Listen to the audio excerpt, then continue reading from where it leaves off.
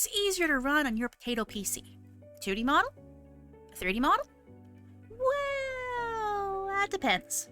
Not long ago, after hearing for the umpteenth time, 3D models are so much harder to run than 2D, I pulled together a sample of all the models that I actually have on hand, and I snapped some stats to try to determine what the difference actually was. It was interesting enough that I showed some friends, and those friends said, "Hey Lampy, you should tell more people." So, alright, sure. Here's stats. I'll explain things a little better in a bit, but just looking at this here, to sum it up, I've learned 3 things. 1. A 3D model running in VC Face will use less CPU, but more memory and GPU. 2. A 2D model running in VTube Studio will use more CPU, but less memory and GPU. 3. The complexity of your 3D model will impact resource usage. Quick disclaimer before I dig in too deep here. Here's my system specs. There you go. Take a look at that. Now, for these demonstrations, I ran VC Face using an iPhone for face tracking. That's why you see the network stuff. And I ran VTube Studio with a webcam for face tracking because I haven't purchased the additional software yet on my iPhone to where it would VTube. Look, I'm a 3D VTuber, not a 2D VTuber. I will drop those bucks someday when I have a snazzy enough model to justify it. Running VC Face with webcam for your face tracking will increase your CPU usage somewhat, but for the most part, all the other numbers should be about the same. So let's demo these various models so you know what the deal is. Here is a freshly made model from VRoid Studio Stable. Everything is the default preset. No alterations in Unity or Blender. This is a straightforward VRoid Studio Stable model with some custom textures and with Hana Tool blend shapes added in Unity. See?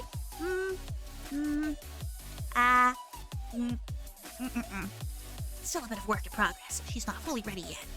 Its performance is pretty much exactly the same. The addition of the Hana Tool blend shapes to a 3D model, to a VRoid, generally doesn't impact its performance significantly that I've seen. This model was imported into VRoid Stable from the VRoid Beta. It has minor edits in Unity to attach a tail, as well as the addition of Hana Tool blend shapes for expressions. All that good stuff. One thing that I have noticed is that, in general, a VRoid beta model is a little more resource intense. For whatever reason, it's maybe not as optimized as the VRoid Stable defaults.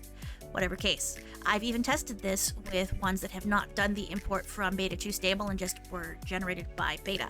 They get pretty much the exact same kind of numbers. Here is a highly modified version of that Beta imported model. I've added toggle textures for the horns. I've added toggle textures for the wings, so you can turn them off and turn them on. I've added the Hana Tool blend shapes as well. Very fun, very expressive. And I've also added the glowing parts in Unity. If you want to actually use the glow of your glowing parts that you've made, you will have to adjust your lighting settings in VC Face to make it happen, and that will add to the resource draw. Here's a model I made for myself in Homunculus 2. It's a really neat package for designing cute 3D models.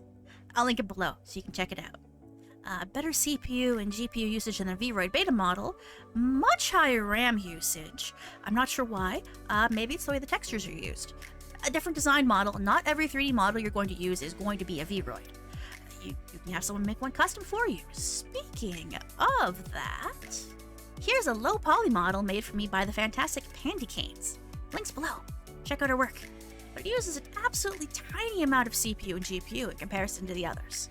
I guess that's what simplicity gets you. RAM use is about the same as VRoid, however. Now, here's Akari, one of the default models in VTube Studio. I know a lot less about the nuts and bolts of a Live2D model or what would make it complex to run, but Akari here seems like a pretty good baseline for what's available to me. So here we go. I picked up this cute little slime to have fun with, and I put some props on it to make it a little more me. This seems like a fairly simple model, so it uses less CPU and GPU than Akari did. Wubba wubba wubba. So I had this cat model. It's pretty cute. Pretty simple. I tested it again. It's got similar results to the slime. So, very nice. Bit of wiggle waggle on the tail there. I like it. So once more to sum up. A 3D model running in VC Face will use less CPU, but more memory and GPU. A 2D model running in VTube Studio will use more CPU, but less memory and GPU. And the complexity of your model, as always, will impact your resource usage. But yeah, in the end, it's up to you what kind of model you want to use. I can't make that choice for you. There's a lot of good choices out there. So let me know in the comments if this has been helpful to you at all. Or if not, let me know if it's at least been interesting. And if you've noticed any similar kind of things, or if you want to dispute my numbers, hey, go for it. Let me know. Thank you for watching. You have a good day.